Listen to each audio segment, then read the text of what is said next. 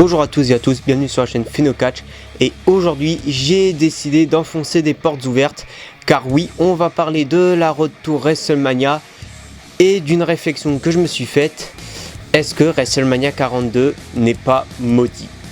Bon, avant que la vidéo commence, quelques petites annonces. Tout d'abord, le 20 février, il y aura le nouvel épisode de Cinecatch. Je vous dis pas de quel film il s'agit, vous verrez au moment de la sortie de la vidéo. Également, il n'y aura pas de vidéo pronostic pour Elimination Chamber, tout simplement parce que je suis pas spécialement hypé par le PLE. Il y a juste le match entre CM Punk et Finn Balor qui me hype et que je pense qu'il va être pas mal, sinon le reste, pour l'instant du show, ne m'attire pas plus que ça. Et également, j'avais dit que pour le deuxième épisode de la review du mois, il sera un peu différent d'habitude, enfin du premier épisode. Finalement, en fait, il sera à peu près pareil. Mais ça, j'expliquerai dans la vidéo de la review du mois, épisode 2. Mais du coup, sans plus attendre, on va commencer avec le sujet de la vidéo. Donc du coup, WrestleMania 42. Ouais, WrestleMania 42. Ça faisait longtemps que j'avais pas vu un PLE aussi malchanceux dans sa construction. Et surtout pour un WrestleMania. Déjà, ça avait commencé il y a un peu moins d'un an. Quand WrestleMania 42 de base avait été annoncé à la Nouvelle-Orléans avec un logo dégueulasse d'ailleurs. Au final, le show, ça a été annoncé que finalement ça se déroulera à Las Vegas, comme justement WrestleMania 41. Ça avait fait énormément polémique. Personnellement, je trouve que ça aurait pu être pire. On l'a vu avec l'annonce pour WrestleMania 43, que c'est largement pire. Non, moi je c'est dommage pour la Nouvelle-Orléans, oui. Mais bon, que WrestleMania 42 se déroule à nouveau à Las Vegas, voilà, c'était pas non plus le drame du siècle. Et en plus, le nouveau logo du coup de WrestleMania 42, il est ultra stylé et je trouve que c'est un des plus beaux logos qu'on a eu pour un WrestleMania. Mais surtout, le gros problème de WrestleMania 42, c'est tous les blessés qu'il y a actuellement. Et du coup, beaucoup de catcheurs et catcheuses vont manquer WrestleMania 42. Alors tout d'abord, Kevin Owens. Bon, il était déjà blessé avant WrestleMania 41 alors qu'il devait affronter Orton. On s'en doutait qu'il allait pas être là pour WrestleMania 42. Mais bon, c'est quand même dommage, surtout pour un catcheur comme Kevin Owens qui a, on va dire, jamais eu trop de chance à WrestleMania. Ça n'a jamais celui qui a eu les plus gros matchs. Il a eu quelques belles opportunités, notamment son match par équipe avec Sami Zayn contre les Usos, son match face à Steve Austin, son match face à Rollins. Mais bon, voilà, ça n'a jamais été le catcheur le mieux booké dans un WrestleMania, malheureusement pour Kevin Owens. Par contre, du côté de la division féminine, c'est un petit peu plus problématique. Déjà, on a appris que Chelsea Green s'était blessée à la jambe. Alors, sachant qu'on l'a revue à SmackDown, est-ce que du coup, elle sera quand même de retour pour WrestleMania 42 ? Voilà, j'en sais trop rien. Donc voilà, c'est dommage si elle ne loupe WrestleMania 42, déjà qu'elle n'était pas à WrestleMania 41 l'année dernière alors qu'elle était championne des États-Unis. C'est dommage parce qu'elle mérite sa place du côté de WrestleMania. Mais bon, il y avait aussi Stephanie Vaquer qui s'était un peu blessée à la jambe en début d'année. Alors c'est bon, elle est rétablie, elle peut à nouveau catcher, donc elle sera présente à WrestleMania. Mais bon, voilà quoi, elle était peut-être pas loin de louper WrestleMania, donc ça aurait été dommage, surtout pour moi.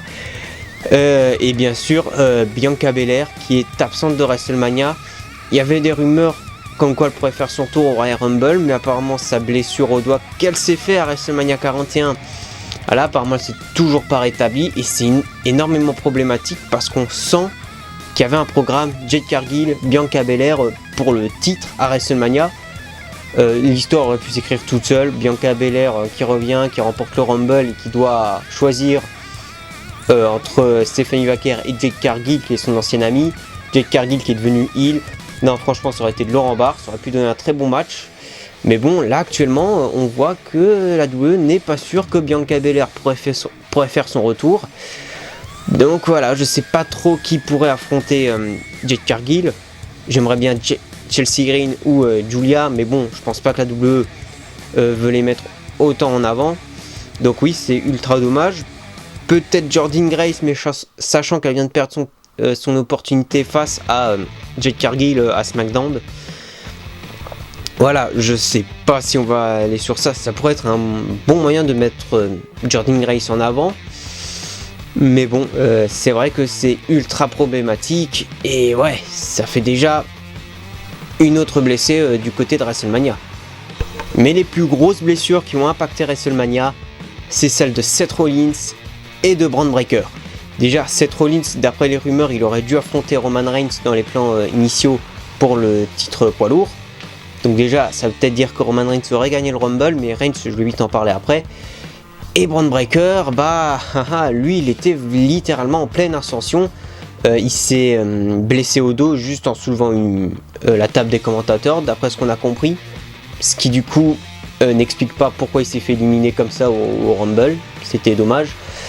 On sent qu'il y avait un programme du coup qui allait s'écrire entre Rollins et Breakker du côté de Mania, sauf qu'on sait déjà pas si Seth Rollins aurait été apte à catcher à WrestleMania, donc déjà c'est problématique. Mais là en plus Bron Breakker risque de louper WrestleMania, ouais, c'est encore plus problématique. Si jamais Rollins fait son retour avant WrestleMania, on peut le construire un programme face à Bronson Reed. Je pense qu'avec les autres membres de The Vision, il y a moyen encore de raconter des trucs. Mais bon, c'est ultra dommage pour Bron Breakker et on sent que ça a légèrement impacté du coup les storylines. Déjà The Vision, même si Bron Breakker était officiellement pas le nouveau leader, c'était un peu lui qui dirigeait le groupe. Déjà The Vision, je me demande s'ils sont pas juste maudits parce que du coup ça fait littéralement 2 leaders qui se blessent. Mais la blessure de Seth Rollins a eu déjà un énorme impact. Déjà c'est CM Punk qui a récupéré le titre poids lourd. Et ça se sent que c'était pas prévu et qu'ils savaient pas trop quoi faire avec Punk.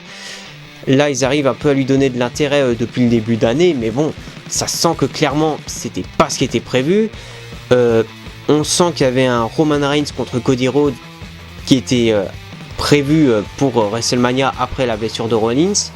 Je sais pas pourquoi ils ont changé les plans à la dernière minute de faire un Punk Reigns, malgré que je ne suis pas contre cette affiche. Désolé, ça se sent que c'est une affiche qui était pas prévue à la base, qui est juste sortie comme ça en mode c'est une grosse affiche, mais on sait pas trop comment la booker et ça se sent énormément. Alors à titre personnel, j'aurais préféré voir un match entre Punk et Rollins dans un Hell in a Cell à WrestleMania, mais bon, Reigns Rollins, ça peut aussi faire l'affaire. Mais oui, je veux dire clairement, là actuellement le main event qui est prévu pour WrestleMania, ça sent que c'était pas du tout prévu. Et la blessure de Bron Breakker, ça fout littéralement tout en l'air. Soit pour Punk et Reigns, qui auraient pu avoir une bien meilleure rivalité. Et c'est aussi ultra dommage pour Bron Breakker, qui comme dit était actuellement l'un des plus grands catcheurs de Raw, qui était en pleine ascension. Et ouais, surtout juste avant WrestleMania. Si à la limite c'était blessé après WrestleMania, alors je ne le souhaite pas et je souhaite à personne d'autre de se blesser après WrestleMania, mais au moins il aurait été à WrestleMania. Là c'est clairement avant. Surtout que comme dit, on n'était pas sûr si Rollins allait faire son retour, et d'ailleurs je me demande si Rollins n'aurait pas pu faire son retour avant Mania. Quel était le programme pour Bronson Reed, pour Bron Breakker. Donc voilà, c'est dommage. Personnellement j'aurais rajouté Bron Breakker dans le match entre Punk et Reigns. Personnellement. Cette situation me rappelle quelque chose. Un WrestleMania où il y a eu les plus grosses stars qui s'étaient tous blessés, ça nous ramène en fait 10 ans en arrière à WrestleMania 32 où entre autres il y avait eu Rollins et Orton qui étaient blessés, Cena et Bray Wyatt, malgré qu'ils apparaissaient, il me semble qu'ils n'étaient pas aussi aptes à catcher, même si je crois que Bray Wyatt avait fait son retour dans les semaines qui avaient suivi sur le ring. Donc voilà, il y avait eu pas mal de blessés à WrestleMania 32, et le fait que ce soit 10 ans après, je me demande si en fait c'est pas juste maudit. Ça se trouve, WrestleMania 52, il y aura aussi un tas de blessés, ce que je souhaite à nouveau pas. Mais bon, bref, la seule différence qu'il y a entre la Road to WrestleMania il y a 10 ans et celle de cette année, c'est qu'en 2016, on avait eu un super Royal Rumble, alors que cette année, on a littéralement eu un des pires Royal Rumble. Et je me demande si c'est même peut-être pas le pire Rumble qu'on aurait pu avoir. Mais bon bref, ça c'est un autre débat. On peut aussi rajouter le fait que AJ Styles a pris sa retraite juste avant la Road to WrestleMania, malgré qu'il y a des rumeurs d'un retour potentiel sur les rings de WWE. Faudra voir. Et là je pense qu'ils n'auront pas trop le choix de refaire revenir AJ Styles. On a aussi Chris Jericho qui finalement est encore chez AEW. Enfin, ça semble assez bizarre, donc ouais, il manque en plus du monde. Cena qui a pris sa retraite. Donc ouais, il manque beaucoup de monde pour la Road to WrestleMania. A noter aussi que du coup Rollins risque de louper WrestleMania 42, comme il a loupé WrestleMania 32. Et sachant qu'il avait du coup dû laisser le titre vacant à la fin de l'année 2015, comme il l'a fait à la fin de l'année 2025, Reigns qui avait commencé par un cash-in. Donc voilà, c'est ultra problématique, et surtout que pour WrestleMania 32, apparemment le main event qui était prévu, c'était soit un match entre Rollins et Reigns pour le titre WWE, ou soit un match entre Rollins, Reigns et Ambrose. Donc comme quoi, bah si un jour on a à nouveau des rumeurs pour un match entre Roman Reigns et Seth Rollins du côté de WrestleMania, bah faudra s'attendre que finalement un des deux se blesse. Ce que j'espère pas, parce que Reigns Rollins pour un titre mondial, malgré qu'on a déjà eu cette affiche plusieurs fois, je trouve que c'est quand même une affiche digne d'un WrestleMania. Mais malgré tout, il y a quand même une solution. Si du coup les grosses têtes ne se pourront pas être à WrestleMania cette année, bah en fait WWE va devoir du coup miser sur d'autres catcheurs qui n'avaient peut-être pas forcément leur place du côté de WrestleMania, malgré que presque tout le monde le mérite.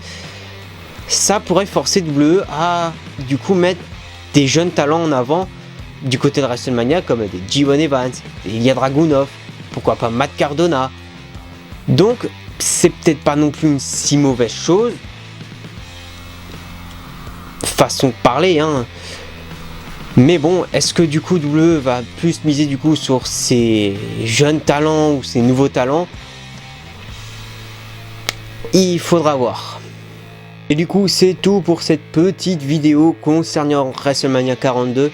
Alors généralement quand j'ai envie d'aborder des sujets un peu comme ça, généralement j'en fais un short, mais là j'avais un peu beaucoup de choses à dire, donc au final j'ai préféré en faire une vidéo longue entre guillemets, même si elle n'est pas très longue en fait cette vidéo. Si ça vous a plu, abonnez-vous, likez, commentez, partagez, tout blablabla. Vous connaissez la chanson. Ciao.